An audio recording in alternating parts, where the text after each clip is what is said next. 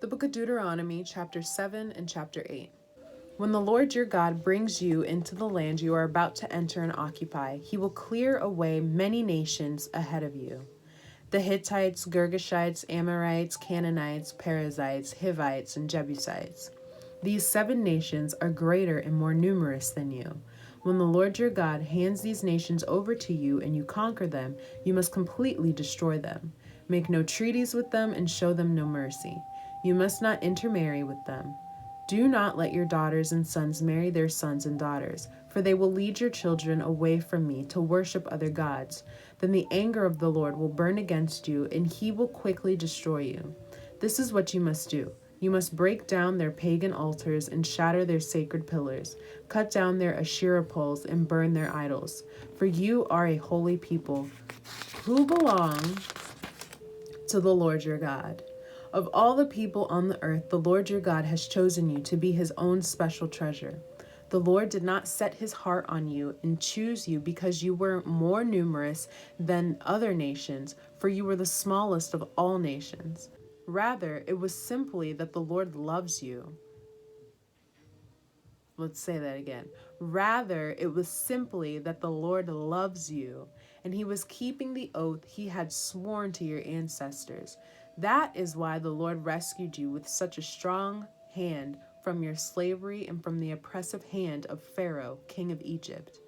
Understand, therefore, that the Lord your God is indeed God. He is the faithful God who keeps his covenant for 1,000 generations and lavishes his unfailing love on those who love him and obey his commands. But he does not hesitate to punish and destroy those who reject him. Therefore, you must obey all these commands, decrees, and regulations I am giving you today. If you listen to these regulations and faithfully obey them, the Lord your God will keep his covenant of unfailing love with you, as he promised with an oath to your ancestors.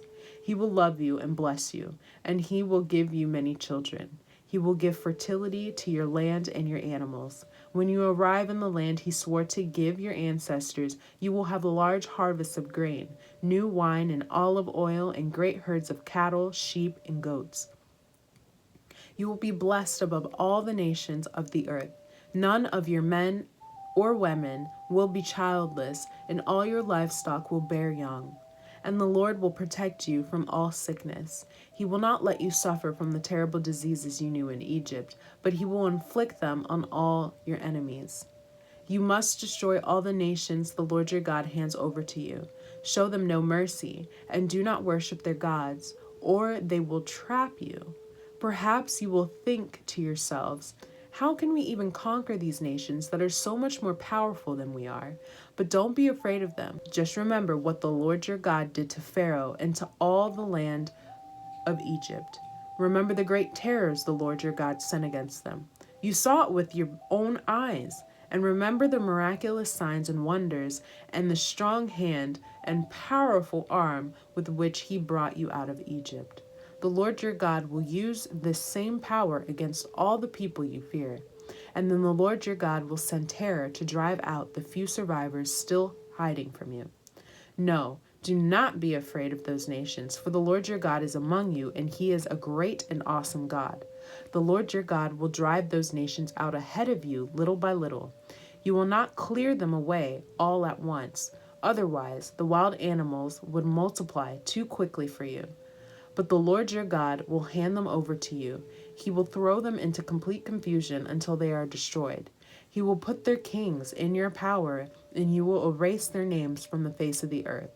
No one will be able to stand against you, and you will destroy them all. You must burn their idols in fire, and you must not covet the silver or gold that covers them. You must not take it, or it will become a trap to you, for it is detestable to the Lord your God. Do not bring any detestable objects into your home, for then you will be destroyed just like them. You must utterly detest such things, for they are set apart for destruction. Be careful to obey all the commands I am giving you today. Then you will live and multiply, and you will enter and occupy the land the Lord swore to give your ancestors. Remember how the Lord your God led you through the wilderness for these 40 years, humbling you and testing you to prove your character and to find out whether or not you would obey his commands. Yes, he humbled you by letting you go hungry and then feeding you with manna, a food previously unknown to you and your ancestors. He did it to teach you that people do not live by bread alone. Rather, we live by every word that comes from the mouth of the Lord. For all these 40 years, your clothes did not wear out, and your feet did not blister or swell. Think about it. Just as a parent disciplines a child, the Lord your God disciplines you for your own good. So obey the commands of the Lord your God by walking in his ways and fearing him. For the Lord your God is bringing you into a good land of flowing streams and pools of water, with fountains and springs that gush out into the valleys and hills. It is a land of wheat and barley, of grapevines, fig trees, and pomegranates, of olive oil and honey. It is a land where food is plentiful and nothing is lacking. It is a land where iron is as common as stone and copper is abundant in the hills. When you have eaten your fill, be sure to praise the Lord your God for the good land he has given you. But that is the time to be careful. Beware that in your plenty you do not forget the Lord your God and disobey his commands, regulations, and decrees that I am giving you today.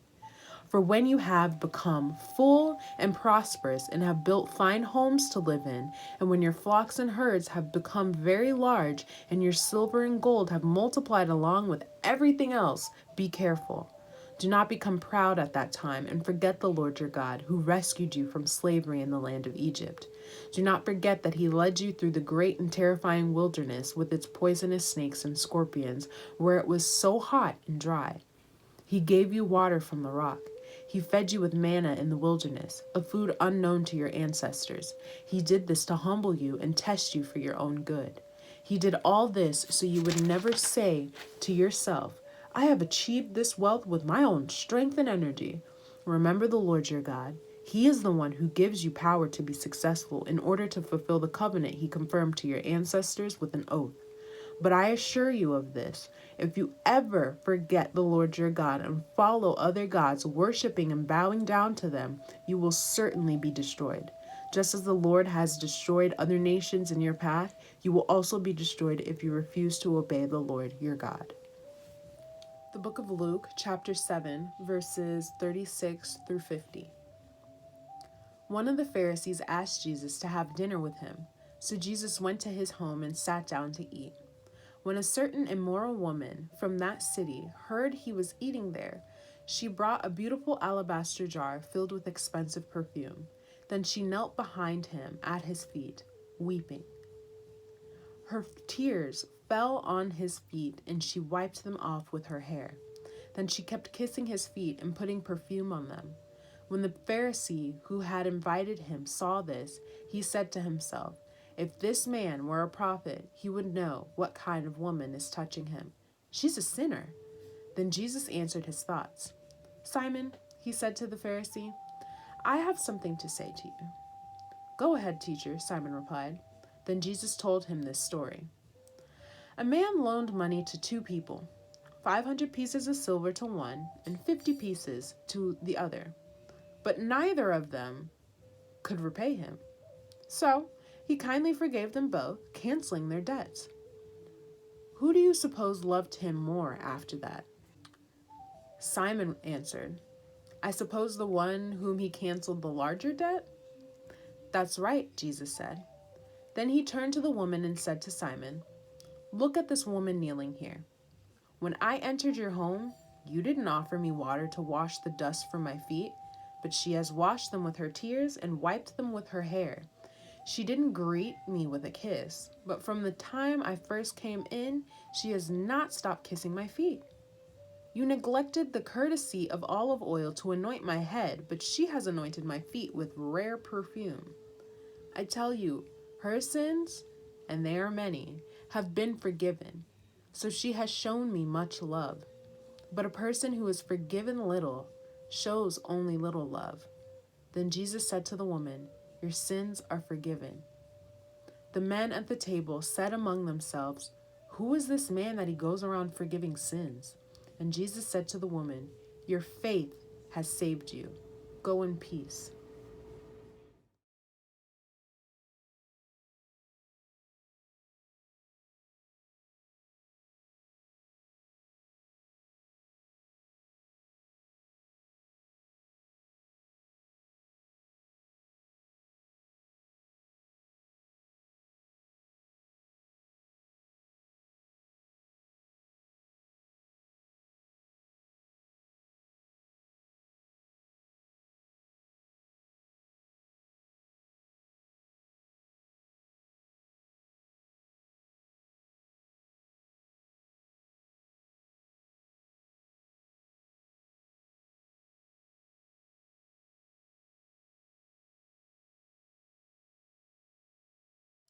The book of Psalm, chapter 69, verses 1 through 18.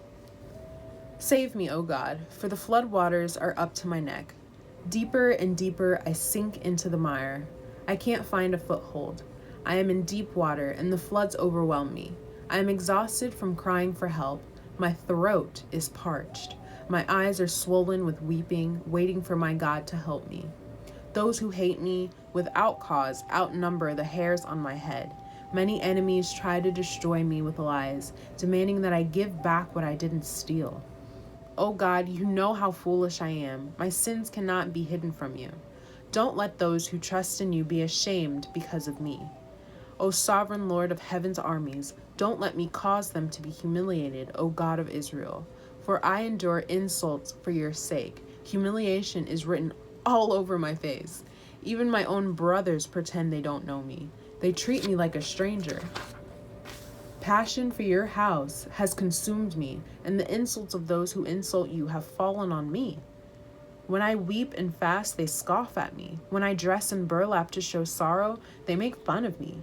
I am the favorite topic of town gossip, and all the drunks sing about me.